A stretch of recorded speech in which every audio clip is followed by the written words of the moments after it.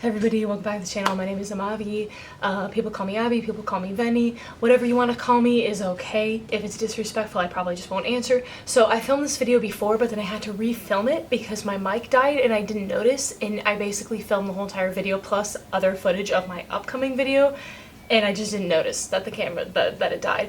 So I apologize if the audio is going to be a little bit rough in this video, but I need to get this off my chest. I need to talk about this before. So the first 100 hours of flight instructing, I'm about at that point now. It's eye-opening. I'm learning so much so quickly, my sticky notes can't keep up, right? So everybody told me that my first 100 hours as a flight instructor would change my life. I feel like if anything, it just made me reevaluate what I'm doing. You're on like a balanced landing, a very hard landing with a student, and you're kind of thinking like, I signed up for this? Nobody forced you to become a flight instructor. I like to say it was really the economy, but truly I chose to become a flight instructor. I chose to work as one. I will admit, being a flight instructor has hit everything that I'm not good at. Having patience, being organized, responding back to texts. For me personally, it is hitting every single weak spot that I had that I didn't want to work on. I was like, I'm not the most organized. Yeah, I don't really respond to my text messages, but who does? I'm reading my notes off my computer screen. So communication, organization, patience, stress and time management. Like becoming a parent, I've been forced to grow because now somebody else depends on me. I feel like I know what parents feel like where your kid is bothering you and you're trying to go to the bathroom and you can't get a break to yourself. That's kind of what it's like having students. I noticed that very soon in. When you're at your first lesson, my student showed up, my first official student that I was being paid to teach, and they're just sitting there looking at me. And I was like, who allowed me in here? There's a certain element of confidence, and that's rolling into my next point. You have to have aviation, you constantly have to learn, you constantly have to evolve and adapt, and I love that about this industry. That's also a reason I chose this industry, because I'm someone who gets bored pretty easily. It's the point of diminishing returns. I talk about this all the time, I quote it all the time, and people are like, on a good day, I love the fact that I teach in different planes. I hop in one, I hop into a different one. I teach students from all different backgrounds and all different ages, different genders, different family lives. All of this is different and constantly changing. But on a bad day, it's exhausting. Kind of like when you have kids and the kids are like, they're 2 years old. They don't know how to be a person. You have to teach them to be a person. So being a flight instructor, teaching has revealed to me the weakest points of my character and forced me to be better at them. It's really like this metamorphosis, we're gonna pretend that's okay, that parents go through. Because I love my students, I want to strangle my students, and I also can't stand them sometimes, and then I'm also overwhelmingly proud of them. Like all in the span of one lesson, landings. That's a high caliber lesson. That really builds your trust between the two of you. Another point that it has forced me to work on is trust. So I've talked about this in past videos. I will link them here or down below, but you can see them if you go through my instrument videos. During instrument, I had a really rough time because I went through a lot of instructors, but I also had trust issues. Still kind of do have trust issues. So on a very real note, being a pilot is a lot about managing stress, making good decisions, and teaching someone to have a brain that can make good decisions when maybe they're 18 years old and their brain hasn't fully developed yet. I will talk about this the rest of my life. I'm 25, y'all. I just turned 25 like 3-4 months ago. Life is so different. Life is so different post 25 and pre 25. I promise you. I promise you it actually does get better, but not because you get stronger, because your brain like beefs up. I've made the joke before that all of flight training and all of aviation is just pressure, but a lot of flight training is really about confidence and trust as well. You're learning to fly a hunk of metal and do a controlled crash, otherwise known as a landing. If you don't trust your instructor, it's probably not going to go very well. But I can't just give them confidence and trust them if I don't trust myself. It's really a full circle moment, because when I go to do landings with a student, and I use landings a lot, let's say something else. When I let a student taxi, I have to think, did I teach this student well enough? Do I trust myself that I did a good enough job? And that leads into another point. I have to let go of perfection. One of the biggest things that held me back as a flight student now, hindsight is 2020, not for me though, but y'all stay safe. I had a huge problem with being a perfectionist. And I know that that's not something, everyone says, oh, my weakness is I'm a perfectionist in job interviews, but that actually is kind of an issue for me. It reveals itself in YouTube as well, where I will not produce a video because I'm like, it's not perfect yet.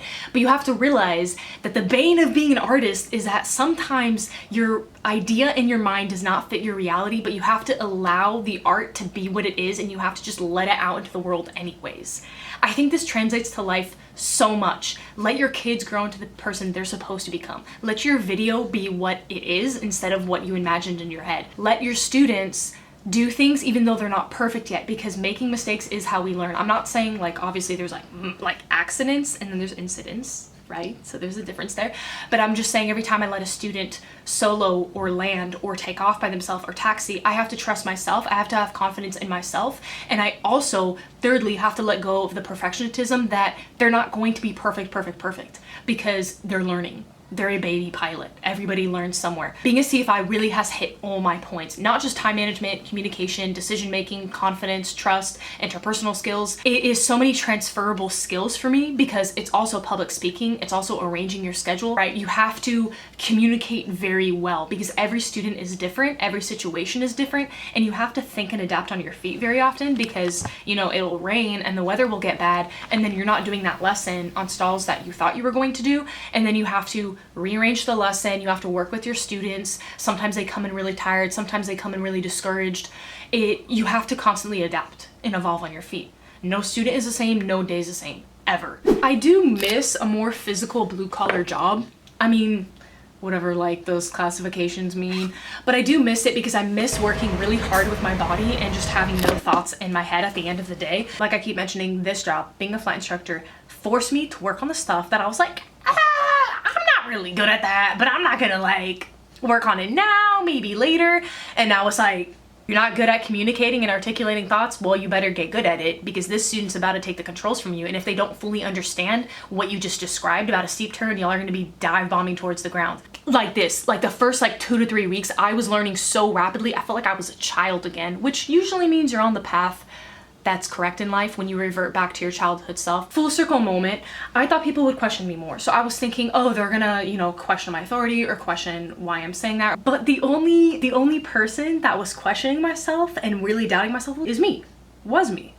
So every time people try to be a hater, every time people try to put me down, I think the reality is you have to remember that probably nobody is going to be as hard a critic on yourself as you are. So you have to learn to self-evaluate as well. You're constantly evaluating. You're constantly evaluating, making mistakes, learning, growing, taking in new information as a flight instructor. You know when kids are learning very rapid and they are growing into this mini human and you're like, well, they're like a mini human. They're like learning to like be a human. That's what being a flight instructor in the first couple weeks was like. I was acting.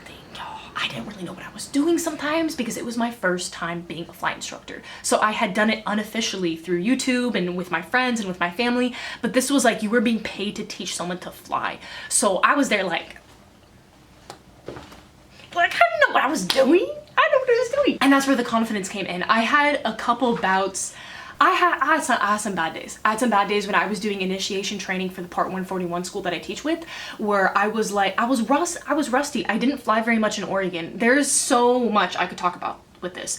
I have evolved so much in the past couple months, truly, not just because of the cross-country move and starting my first ever pilot job and being with the most amazing woman ever, but really just because I had to learn and adapt and change and grow or be stuck behind. So I chose to leap forward, and it was hard, and I was acting a lot of the time. I was like, I hope nobody notices that I don't really know what I'm doing. I was shocked at the respect, especially from ex-military men. Like, it doesn't matter if they're 300 pounds of pure muscle. They were listening to everything I said. I was shocked because I guess I kind of thought people would question me more. But y'all, if I can be honest, people do really respect flight instructors. I was worried that older people in general wouldn't listen to me because people usually ask if I need a parent signature. Y'all, that is it from me. For now, I gotta go to the library and pick up some books that I'm really excited about. And it's a Sunday, so I'm gonna be at the park reading. Well, it's actually rainy today. In the meantime, y'all stay hydrated. I'll see you around. There's so much more I need to talk about, but not nobody telling me that I'm actually secretly a frat boy, and I'm getting a little bit itchy. So, I think a lot of it is the way I grew up. I grew up with not me doing math on a Sunday afternoon. 11 other siblings and 2 parents. So for a very long time, there was 13 other people in a household other than me. I also worked the ramp, which is a higher stress, loud environment. It's busy, a lot of physical activity, blah, blah, blah, whatever. You're on a time limit. And I remember one of the questions for the ramp was, how well do you perform under pressure? And I was like, That's my whole life. I don't perform well under calm and peace because I get bored out of my mind. And check this out. There is a perfect slot For the penny board. Look at that. Another thing that I've noticed is that I have always loved cargo pants. I just tried to hide my love for it because it was like, they're not popular, they're not cool, whatever. And then I had my work uniform that was cargo pants. I love it. I feel like Kim Possible every day, or like a ranger, or like a park ranger, like Boog in Open Season, whatever her name was. Don't tell me she wasn't serving looks in those cargo pant khaki shorts. Hitting the gym in college, it helped me pay attention in class, and I got ripped. I got buff. Honestly, 2019 Amafi would rock me. Like, she would win, hands down, hands down. No competition, no fight. I'm on the rice and beans lifestyle still, for life, baby. This is cold brew like I make at home, you know. We brew it ourselves and then we chill it ourselves, so we make our own cold brew. But if you put it in this cup, it makes you feel like you're buying it every day. It's kind of cute. Anyways,